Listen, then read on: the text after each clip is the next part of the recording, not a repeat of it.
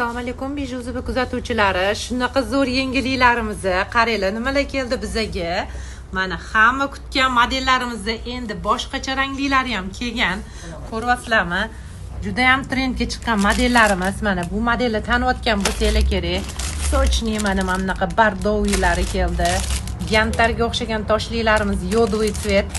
Mana bunaqa fioletoviylari keldi qizlar. Shunaqa ranglari необычный.